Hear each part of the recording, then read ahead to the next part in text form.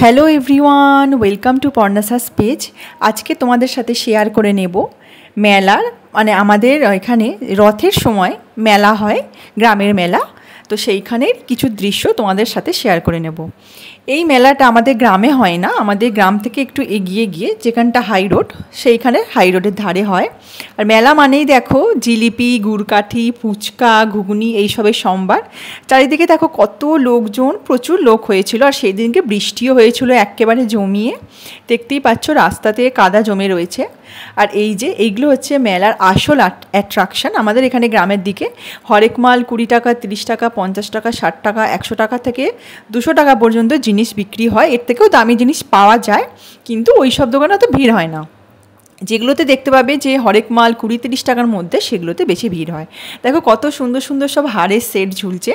আর এইদিকে রয়েছে দেখো কানের দুল। কানের দুল তো মাস্ট, মেলা মানে হার, কানের দুলের সেট তো মাস্ট। এই যে এই দোকানের কালেকশানগুলো আমার বেশ ভালো লাগলো, সেই জন্য তোমাদের সাথে একটু তুলে ধরেছি। দেখো ওদিকে কত চোকারের সেট, দেখতেই পাচ্ছ কি সুন্দর লাগছে। এদিকে কানের দুলগুলো বেশ ইউনিক ছিল, সেগুলোই একটু একটু করে তোমাদের সাথে শেয়ার করে নিয়েছি। দেখতেই পাচ্ছ এই দোকানটার কালেকশান বেশ ভালো ছিল।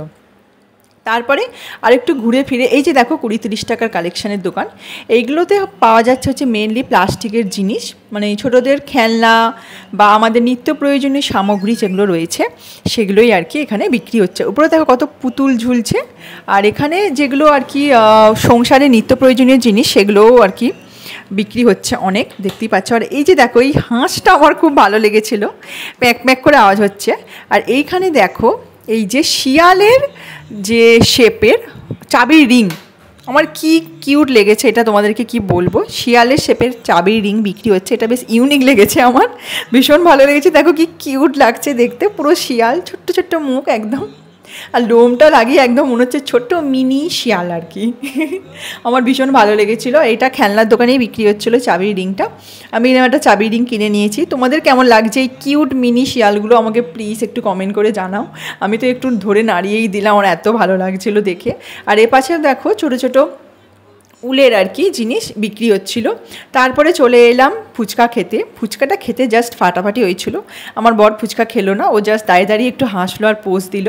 আর এদিকে আমি ফুচকা খেয়ে নিচ্ছি।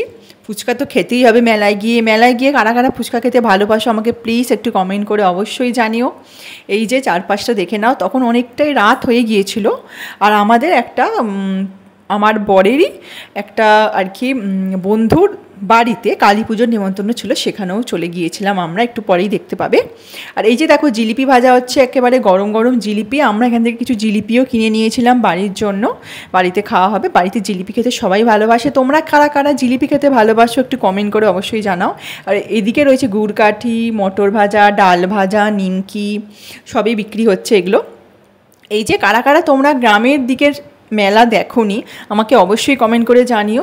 আর তোমাদের এই মেলাটা কেমন লাগছে সেটা আমাকে অবশ্যই কমেন্ট করে জানিও। এই যে মা কালী, শ্যামা কালীর পুজো ছিল সেই দিনকে, সেখানেই আমাদের নিমন্ত্রণ ছিল। আমি আর আমার বর মিলে চলে গিয়েছিলাম মায়ের দর্শন করতে আর মায়ের ভোগ খেতে। আমার তো ভীষণ ভালো লাগছিলো মায়ের পুজো দেখতে, আরতি দেখতে খুব ভালো লাগছিলো। এই যে আজকের ব্লগটা এখানেই শেষ করছি। আজকের ব্লগটা তোমাদের কেমন লাগলো আমাকে অবশ্যই কমেন্ট করে জানিও। আর রথের সময় তোমরা কেমন এনজয় করলে, কেমন ঘুরলে সেটা আমাকে কমেন্টে জানিও।